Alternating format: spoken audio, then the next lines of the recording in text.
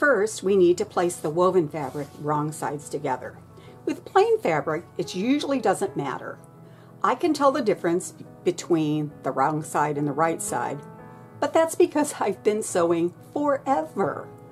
But you don't need to worry about that for this project until after you do your marking and start sewing.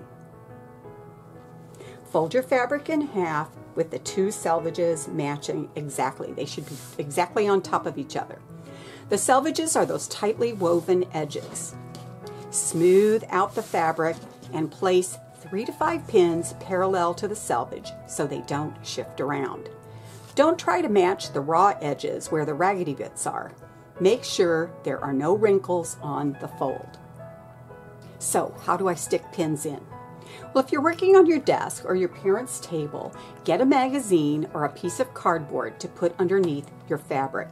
You don't want to scratch the furniture. I have a cutting mat on my table to protect it. Be sure to keep everything as flat as possible.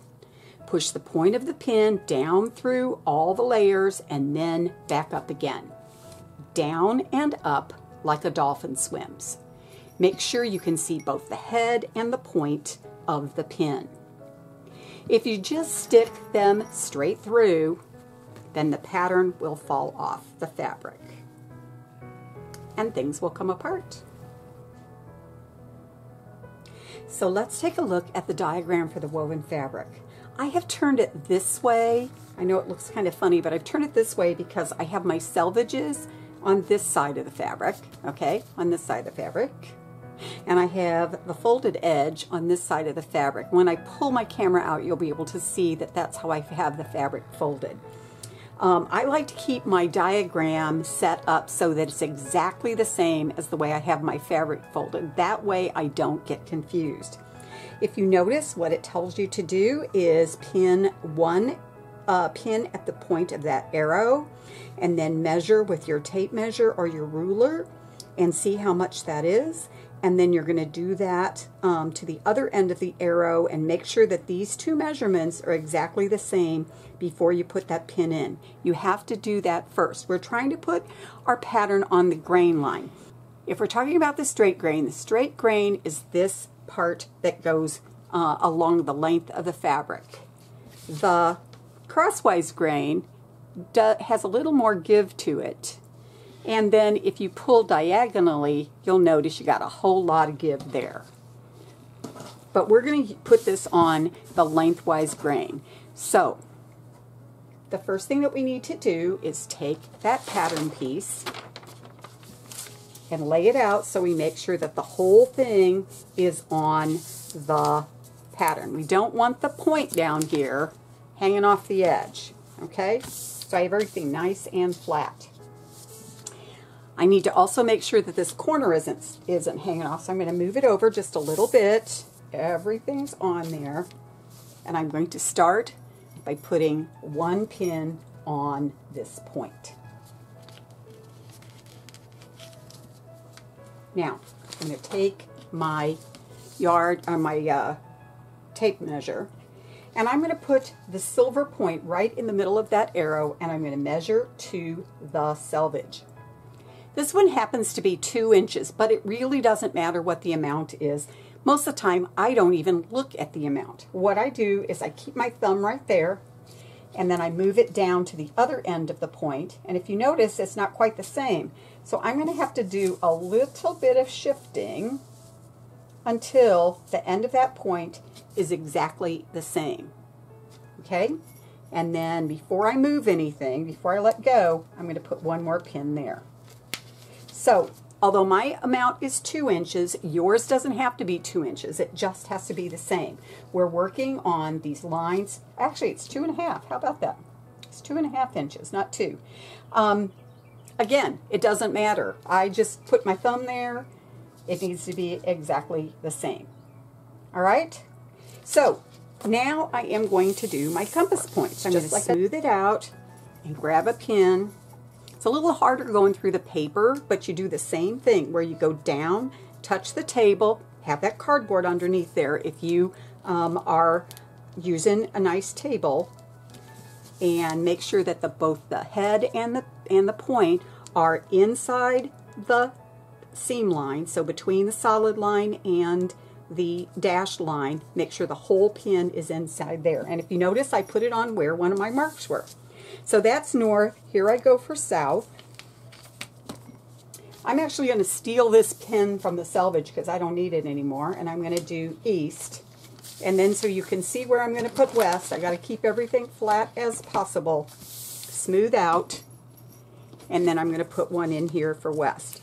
And because this is narrow down here, I really need to make sure I'm going to put it at an angle so that my whole pin is inside the cutting line. All right, so then I don't want to ever pin in a circle or just, you know, go around the perimeter, because what happens is we tend to push the paper as we go, and I've seen kids, they get all the way around to the end. I've actually done it myself until I started doing it like this.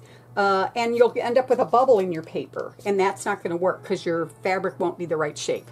So, two ends first, and then you do the compass points. I usually do any kind of corners that I have next, and then I go in the middle.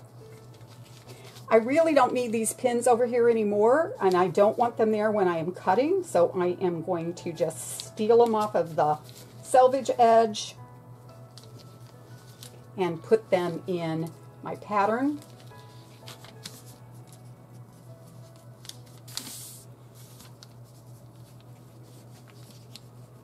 And by having the pins at the compass points, what happens is you end up not just doing that pushing like you normally would. It still stays really flat. Also notice, I am keeping this on the table. I'm not lifting it up in the air to pin, because when I lift it up in the air to pin, what happens is I get bubbles where I don't want bubbles.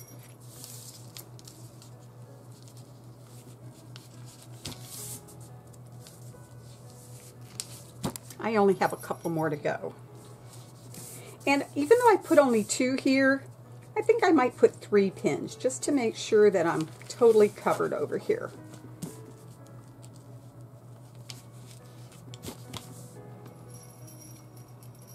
Again, don't put them super close together. You don't need them that close together.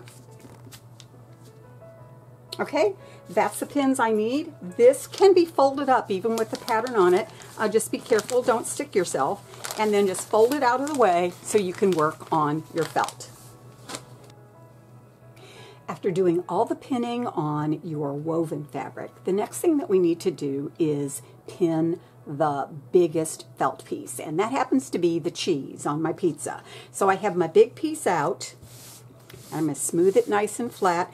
Now if you notice there's a thing there, I might press that, but I'll do that before I add it on. I'm not worried about it right now.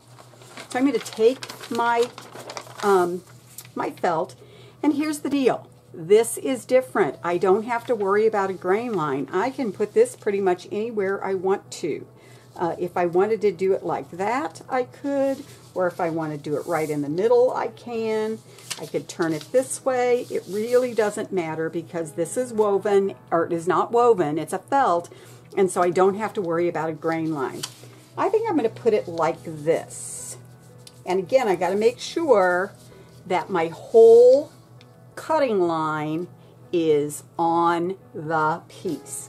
So just like with my other one, I'm going to start with the compass points because I don't have an arrow on here. So I'm going to start with north.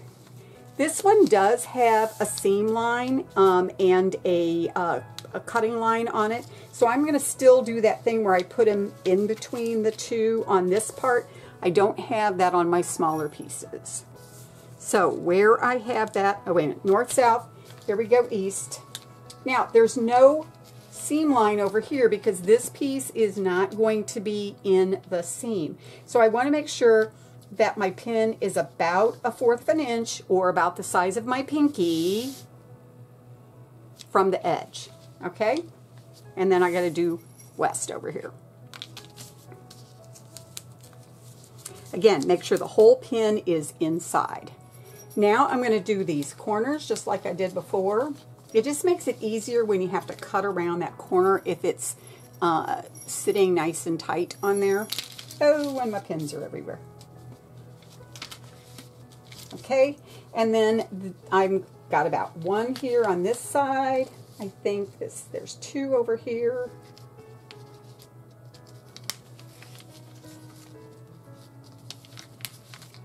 I'm going to go down over here, and I have three going this direction.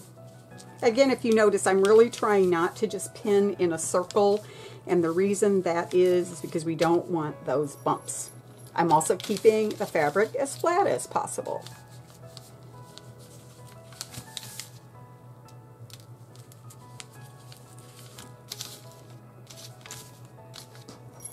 Okay, so that's my big piece. Again, this can be folded up and put it out of the way until we get everything all pinned on. You don't want to do any cutting until everything is all pinned on. Then you know you have everything ready for your project.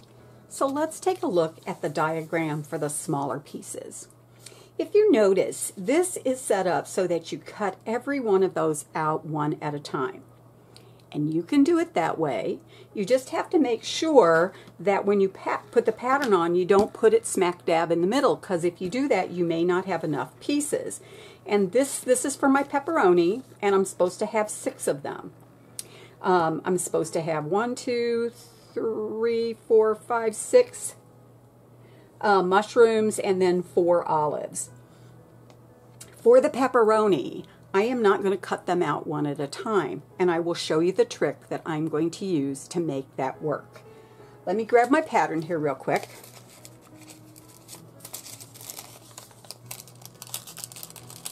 And to do this, you're going to probably need either some chalk, or you could use a pencil to do it.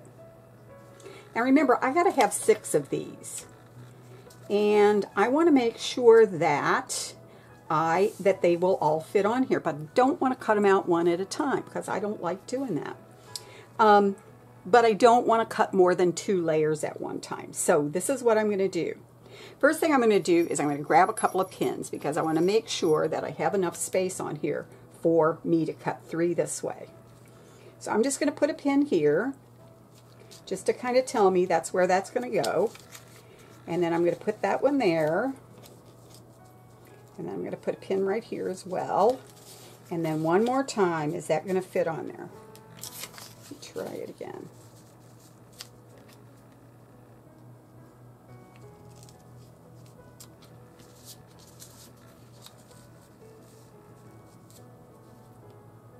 Now, if you have a big wide margin on yours, that's what was happened to me before. I had a bigger margin. I need to make sure that there's enough for the cutting line from side to side, and I have that now. Okay, so that's about where I am going to split this into 3 pieces, and I'm just going to take a ruler, and I'm going to make sure that I do this straight across. And I actually have this piece of chalk that I'm going to use.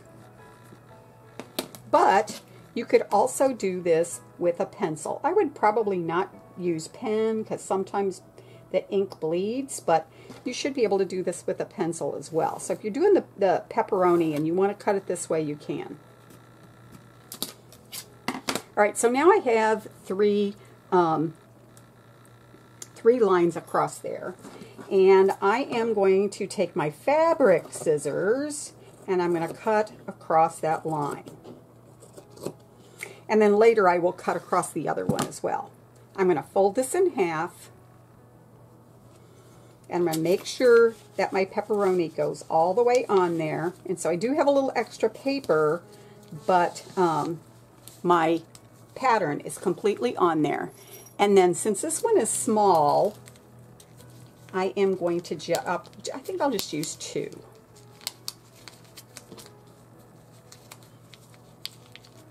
So then after I cut this one out, I'm going to do the exact same thing with the other 2 chunks. So I will end up with 6 pepperoni. Now, for the mushrooms, I could do the same thing. Let me see if it will work. Looks like it will. So I would basically do the same thing for the mushroom. Let me put a couple of pins in here just to try this out. Then I would draw the line on.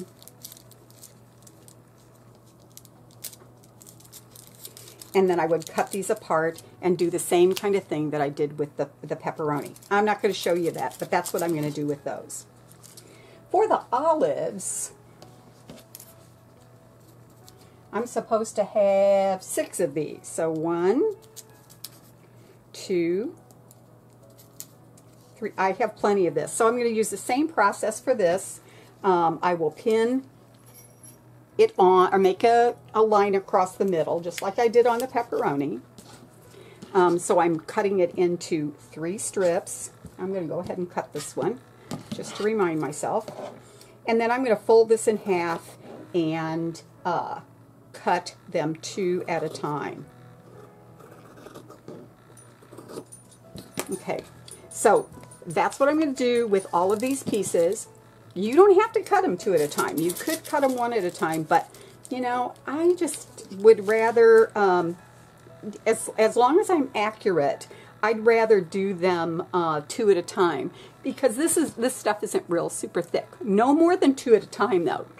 You really don't want to try to cut 3, because even my really, really good scissors don't like 3 at a time. But 2 layers, it'll usually handle pretty well. So once you have everything all pinned on for here, then you would be ready for cutting out your fabric next time. So that will be our next lesson. See you then.